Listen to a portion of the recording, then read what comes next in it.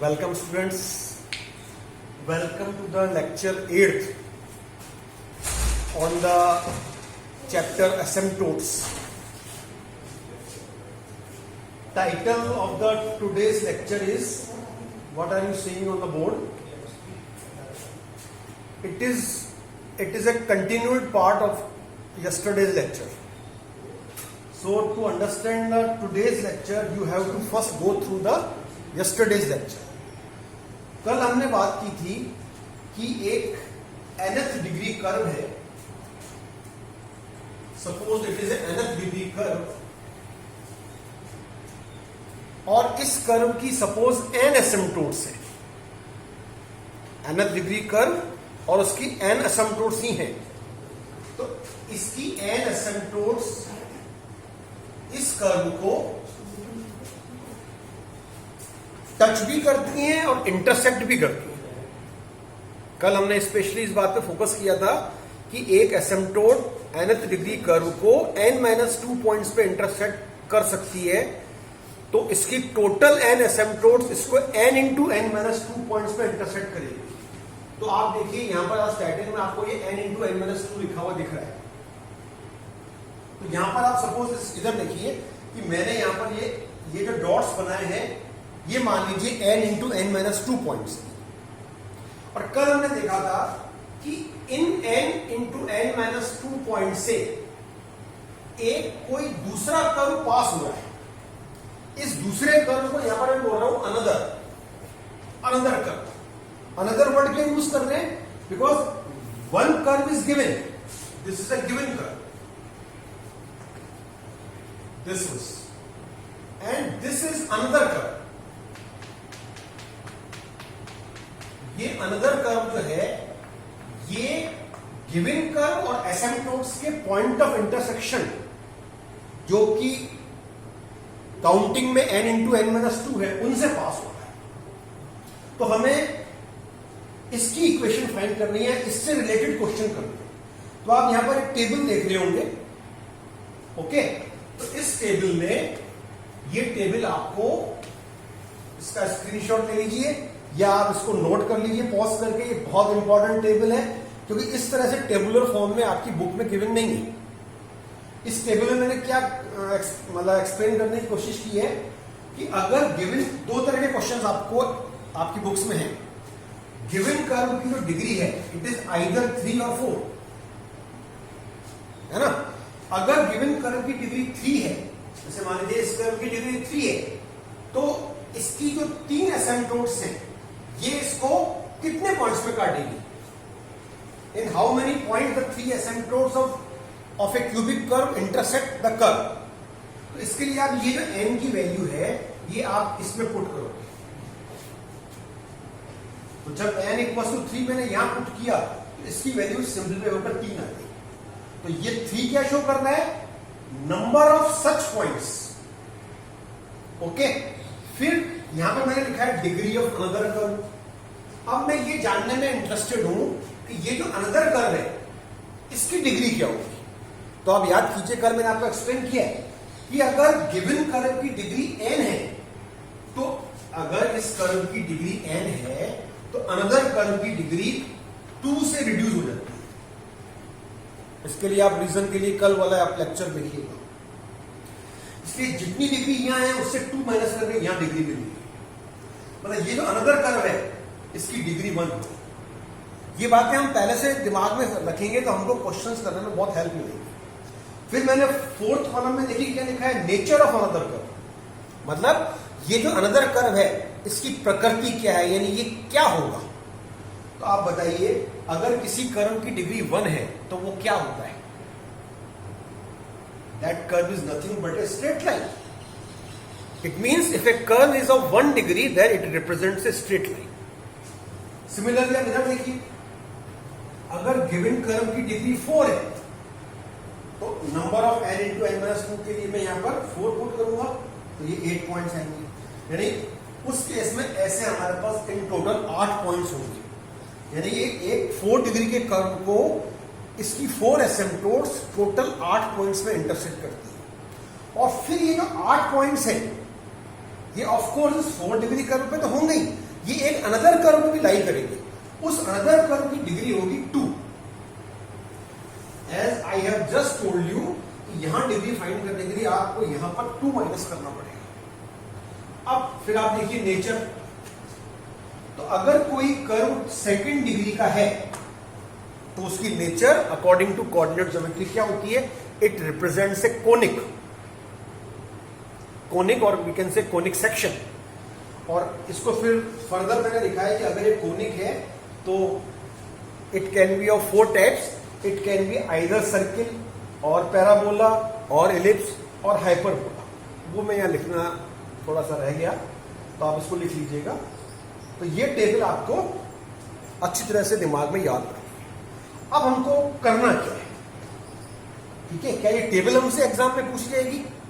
नहीं, table not be asked. आपको क्या कर होगा, देखिए यहां मैंने वर्ड क्या लिखा है? गिवन। गिवन हम किसको बोलते हैं? गिवन का मतलब हुज इक्वेशन इज गिवन। तो यहां पर एक कर्व है nth डिग्री का, हमें इसकी इक्वेशन गिवन है और आपको ये अनदर कर्व फाइंड करना है, अनदर कर्व, ठीक है? तो कुछ तो क्वेश्चन इस टाइप के होंगे जिसमें हमको एक nth डिग्री का कर्व गिवन होगा और हमको एक अनदर कर्व फाइंड करना होगा, और कुछ इसके ठीक बिल्कुल इसके अपोजिट नेचर के क्वेश्चन होंगे, उसमें अनदर कर्व की इक्वेशन गिवन होगी और गिवन कर्व की इक्वेशन फाइंड करनी होगी। फिर ये गिवन नहीं होगा, फिर गिवन ये होगा, ठीक है? तो ये जो यानी एक बार तुम्हें यहां से यहां पहुंचना है और एक बार हमें रिवर्स चलना है। तो आप देखोगे रिवर्स वाले क्वेश्चन ज्यादा इंपॉर्टेंट है। जब हमें अनदर कर्व की इक्वेशन पता होगी और हमें ओरिजिनल कर्व निकालना है, तो आप देखिएगा क्वेश्चन में हमको कुछ एक्स्ट्रा इंफॉर्मेशन भी गिवन होगी। वो कैसी होगी, क्या होगी, वो हम जब हम क्वेश्चन करेंगे तो हम वी विल डू, ठीक है? तो सबसे पहले मैं ये वाला काम इससे रिलेटेड आपको क्वेश्चन बताऊं कि अगर हमें किसी कर्व की डिग्री गिवन है तो उससे अनदर कर्व की इक्वेशन कैसे फाइंड करना है, ठीक है? तो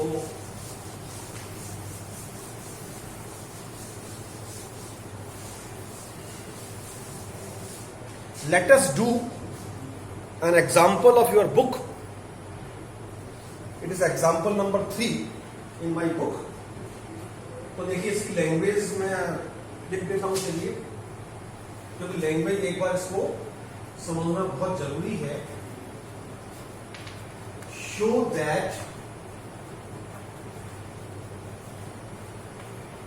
the asymptotes of the following curve, asymptotes of the following curve, cut the curve in 8 points, which lie on a circle.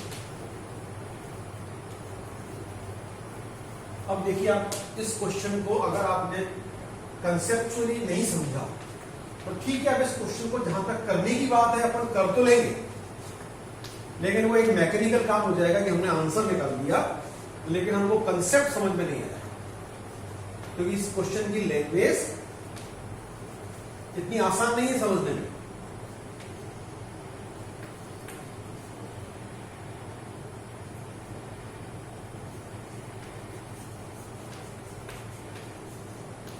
देखिए, ये है हमारा इक्वेशन कंप्लीट। ये किसकी इक्वेशन है? फॉलोइंग कर्व, यानी ये गिवन कर्व। तो आप देखिए ये कैसा कर्व है। 2 तरह के क्वेश्चन मैंने आपको कहा था, या तो कर्व गिवन कर्व क्यूबिक होगा या बाई क्वाड्रेटिक होगा। बाई क्वाड्रेटिक का मतलब कर्व ऑफ 4 डिग्री। तो ये है कर्व ऑफ 4 डिग्री। कैसे? x² इंटू x² करने पर x की पावर 4 आता है। इसका मतलब मैंने आपको बताया था किसी कर्व की डिग्री क्या होती है, उस कर्व की इक्वेशन में प्रेजेंट हाईएस्ट डिग्री टर्म ही उस कर्व की डिग्री होती है। इसका मतलब ये कर्व 4 डिग्री का है। तो लेट अस सपोज ये कोई ऐसा कर्व है। फिर देखिए इसकी 4 एसिम्पटोट्स होंगी और इसकी 4 एसिम्पटोट्स इस कर्व को एक तो इन्फिनिटी पे टच कर रही है और इसको चारों की चारों मिलकर इसको 8 पॉइंट्स में काटेंगी। ये अभी मैंने टेबल बनाई थी, तो आप देखिए इसमें कह भी रहा है कि asymptotes cut the curve in 8 points. तो ये जो 8 जो आंसर आया वो n इंटू n माइनस 2 फॉर्मूले से आया। आप इसमें n इक्वल टू 4 पुट कीजिए तो ये 8 बन जाएगा, है ना। तो सपोज यहां पर ये 8 पॉइंट्स हो गए, 1 2 3 4 5 6 7 8। ये 8 पॉइंट्स कौन से हैं जो गिवन कर्व पे भी लाई कर रहे हैं और इन पॉइंट से होते हुए इसी एसिम्प्टोट इसको कट करते हुए जा रहे हैं। और इन 8 पॉइंट से एक अनदर कर्व पास हुआ है। तो यू सपोज अपन ऐसे ही, फिलहाल तो ये रैंडम फिगर है, कोई सही नहीं है। तो हमको शो करना है कि ये जो अनदर कर्व है ये एक सर्किल है। देखिए और इस क्वेश्चन को ध्यान से पढ़िए। ये कह रहा है show that the asymptotes of the given curve cut the curve in 8 points. ये बात तो हो गई इस according to this formula which lie on a circle. तो ये विच वर्ड या किसके लिए बोल रहे हैं अपन बोल रहे हैं 8 पॉइंट्स के लिए। तो नेचुरली जो n into n minus 2 points है वही अनदर कर्व पे लाई करते हैं। अभी मैंने आपको टेबल बना के क्या शो किया कि अगर गिवन कर्व की डिग्री 4 है तो अनदर कर्व की डिग्री 2 होगी। ये गिवन कर्व की डिग्री का फॉर्मूला है, ये अनदर कर्व की डिग्री का फॉर्मूला है। और 2 डिग्री वाला कर्व 4 तरह से हो सकता है। मैंने अभी टेबल बताया आपको, सर्किल, पैराबोला, एलिप्स और एसिम्प्टोट्स। तो यहां पर आपको उस अनदर कर्व को फाइंड करना है। फाइंड करके फिर आपको कंक्लूड करना है कि वो कर्व एक सर्किल है।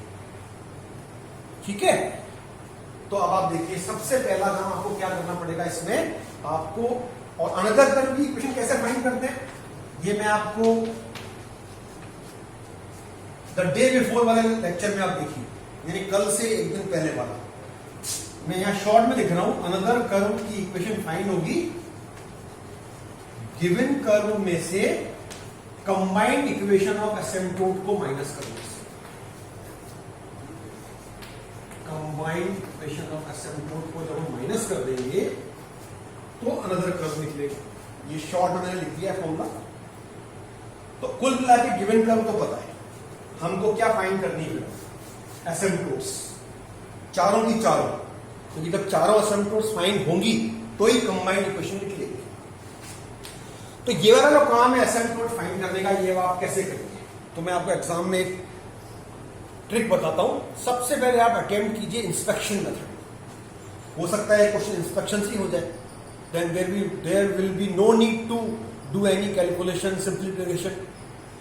इंस्पेक्शन मेथड क्या कहता है कि अगर कर्व की इक्वेशन में एक एक्सप्रेशन n डिग्री का है तो अगला एक्सप्रेशन n माइनस 2 या लोअर डिग्री का होना चाहिए। देखो इसमें कंफ्यूजन है, इसके लिए तो हम कहते हैं कि ये n डिग्री का होना चाहिए, लेकिन इससे हमको क्या यहां पर लगता है कि ये n माइनस 2 का होना चाहिए। लेकिन क्लियरली बुक में लिखा है ये इसकी एटमोस्ट डिग्री है, हम जरूरी नहीं n माइनस 2 डिग्री का हो, ये इससे कम का भी हो सकता है। तो आप देखिए ये तो 4 डिग्री का कर्व हो गया, इसको अपन F4 बोल सकते हैं। पर जो इसके आगे वाला पार्ट है, अगर ये 4 डिग्री का है तो आगे वाला पार्ट कितनी डिग्री का होना चाहिए, 2 या 2 से कम का। तो क्या है क्या आगे वाला पार्ट, इसको मैंने ऐसे अंडरलाइन किया नहीं है। कितनी डिग्री का आगे वाला पार्ट, आगे वाला पार्ट है 3 डिग्री का। ठीक है, इसका मतलब इस पे इंस्पेक्शन मेथड नहीं है। अगर लग जाता तो फिर हमारे लिए बहुत बढ़िया होता, सिर्फ हम इसके फैक्टर्स को 0 के इक्वल कर देते, वो इसके एसिम्प्टोट हो जाते। यही इंस्पेक्शन मेथड की खास बात है। तो फिर अब क्या करना पड़ेगा, फिर अब आप 2 मेथड आपको बचते हैं, लिमिट मेथड और फाइनल मेथड। तो अब आप कोई सा भी लगा सकते हैं। अब आप ये देख रहे हैं कि यहां पर फैक्टराइज है हाईएस्ट डिग्री टर्म, तो लिमिट मेथड भी इजी है। लिमिट मेथड में you can apply limit method, और दोनों में आपको इक्वल मतलब आपको मतलब लंबाई का काम करना पड़ेगा, दोनों में उतनी ही कैलकुलेशन होगी। तो ये वाला काम मैं डायरेक्ट बुक से देख के यहां लिख रहा हूं, क्योंकि otherwise video will become too long. ठीक है, तो इस कर्व की जो एसिम्प्टोट्स हैं, एसिम्प्टोट्स बुक में भी डायरेक्टली लिखा है पर आप इसको कर लीजिए एसिम्पटोट्स ऑफ द गिवन कर्व, क्योंकि एक जैसे क्वेश्चन कई बार कर रखे हैं तो वो रीडर के ऊपर छोड़ दिया है कि आप अपने आप कर लीजिएगा। तो आप देखिए इस कर्व की जो 4 एसिम्पटोट्स हैं वो ये है। रिमेंबर ये एसिम्पटोट्स आपको एग्जाम में फाइंड करनी है, ऐसे लिखनी नहीं डायरेक्ट। मैंने आपको अभी क्या कहा, बुक ने रीडर के ऊपर छोड़ दिया है, क्योंकि एक ही सा काम हर क्वेश्चन में रिपीट नहीं कर सकते, तो आपको you have to do yourself. ये 4 एसिम्पटोट्स ये वक्र की 4 क्वेश्चन निम्न है, तो ये आपको फाइंड करनी है एग्जाम में। तो फाइंड हो गई लिमिट मेथड से या फाइनल मेथड से। उसके बाद आपको क्या लिखना है, combined equation of the asymptotes. Now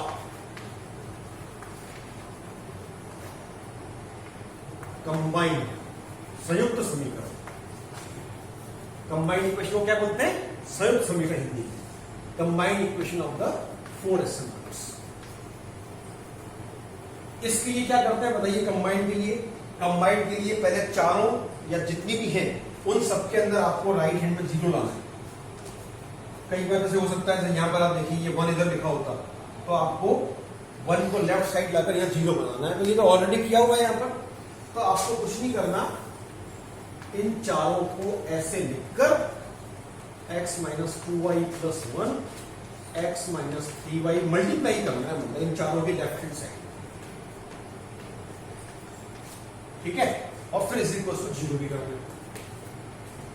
अब आपको यहां पर इसको सिंप्लीफाई करना है, तो let us do it fast. इन दोनों को मल्टीप्लाई कर रहा हूं, देखिए मैं x square minus 4y square plus x plus 2y, तो इन दोनों को कर रहा हूं x square minus 9y square minus x plus 3y। I think it is correct, okay. फिर अगेन मैं इन दोनों को मल्टीप्लाई करूंगा, इसमें कैलकुलेशन तो करनी पड़ेगी। x टू द पावर 4 यहां से कर रहा हूं मैं चारों को, minus 9x square y square minus x cube plus 3x square y. फिर then I start multiplying with minus 4y square, तो मैं लाइक टर्म्स ऐसे लिख रहा हूं नीचे ताकि ऐड करने में सुविधा रहे। फिर plus 36y to the power 4,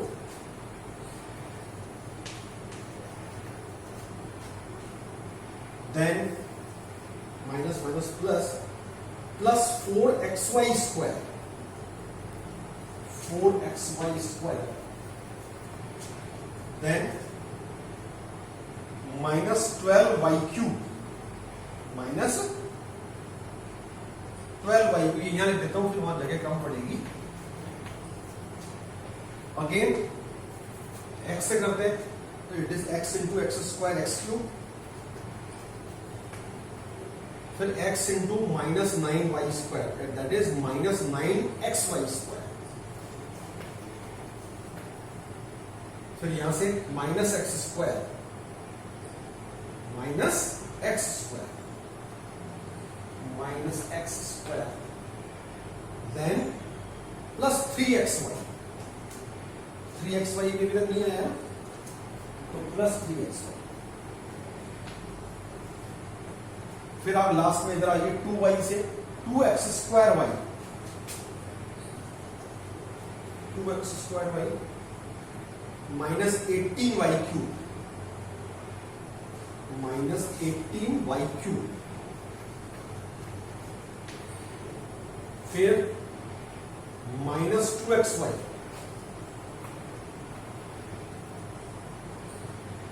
then 6y square, 6y square लिख देता हूं प्लस साइन। अब इन सबको अपन एडअप करते हैं और ये इज इक्वल टू 0 नहीं आता, तो आई goes on simplifying this expression, तो I will get x to the power 4। अब मैं इसको रिड्यूसिंग पावर में अरेंज करता हूं, x to the power 4, फिर लिख देते हैं यानी पहले 4 डिग्री की टर्म लिखते थे सारी, 36y⁴, देन इन दोनों को ऐड करें -13x²y², okay, then 4 degree I think complete हो गई है। अब हम 3 डिग्री की लिखते हैं, तो आप देखिए पहले इसको लिख लेते हैं, इन दोनों को ऐड कर दिया अपन ने 5x²y, फिर इधर आइए इनको ऐड करिए -5xy², ओके, फिर आप इधर देखिए क्यूब वालों को, इन दोनों को ऐड करूंगा तो x³ तो कट रहा है, अब -12y³ -18y³ that is -30y³, ये कंप्लीट, ये कंप्लीट, ये कंप्लीट, ये कंप्लीट, ये कंप्लीट, और ये मैंने एडअप कर दिया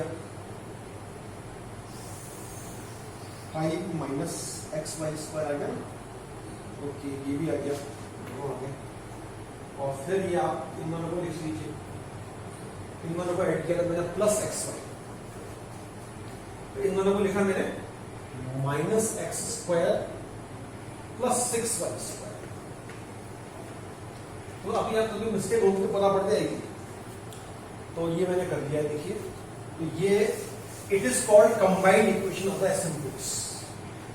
और फिर ये जो गिवन कर्व है इसको मैं मल्टीप्लाई करके लिख लेता हूँ, तो ये दो ब्रैकेट यहाँ पर फैक्टराइज फॉर्म में है, तो मैंने इसको मल्टीप्लाई किया x4, फिर यहां से आ गया 36y⁴, फिर x²y² को लिखूं मैं तो -9 और -4 -13x²y², फिर उसी के अकॉर्डिंग अरेंज कर लो, जैसे यहां है तो क्या है ये, it is I think x²y होना चाहिए, हाँ यहाँ पर बुक में x² है, तो यहां से पता पड़ रहा है, देखिए आप 5x²y -5xy², यहां तक तो दोनों ये टर्म्स बिल्कुल एक्जैक्टली दोनों में सेम हो रही है। फिर अब आगे चलते हैं, cubic term -30y³, then +xy, remaining term तो सेम ही रहेगी, +7y² -1 = 0। ये है गिवन कर्व, इक्वेशन नंबर 1 डाल देंगे, और ये है equation number 2, and it is nothing but combined equation of the asymptotes. अब आपको क्या लिखना है, अब आपको एक तो कंसेप्ट लिखना है, वो आपको बोल के बता रहा हूं कि we know that n asymptotes of n degree curve cut it in n into n minus 2 points. So here n equals to 4. So the 4 asymptotes of the given curve cut it in 8. These 8 points lie on a curve whose equation is obtained by subtracting equation 2 from 1. Yani what I am going to do, I am finding equation of another curve. तब आपको 1 में से 2 minus करना है, तो आप देखिए यहां तक का पार्ट तो बिल्कुल सेम है, यहां तक,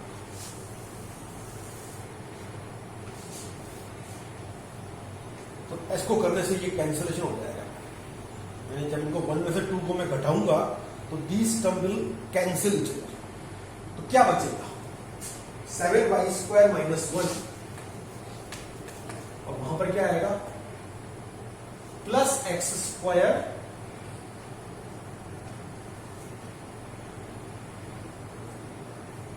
यस -6y², साइन चेंज हो जाएगा, माइनस कर देगा, आ गया आंसर। तो अब आप इसको सिंप्लीफाई कीजिए, x² इन दोनों को एडअप कीजिए +y² इज इक्वल टू 1, ये आ गया इक्वेशन ऑफ अनदर कर्व, ये आपको फाइंड करनी थी, और आपको यहां पर ये लिखना है clearly this equation represents a circle, यही प्रूव करना था क्वेश्चन में। तो आई थिंक समझ में आ गया होगा आपको। इस तरह के और क्वेश्चंस हैं आपकी बुक में, और ये क्वेश्चंस रिमेंबर ये इंपॉर्टेंट क्वेश्चंस की कैटेगरी में आते हैं, यानी ऐसे क्वेश्चन आपके एग्जाम में पूछे जाते हैं। तो बेस्ट ऑफ लक, आप इस तरह के और क्वेश्चंस अटेम्प्ट कीजिए। Thank you very much.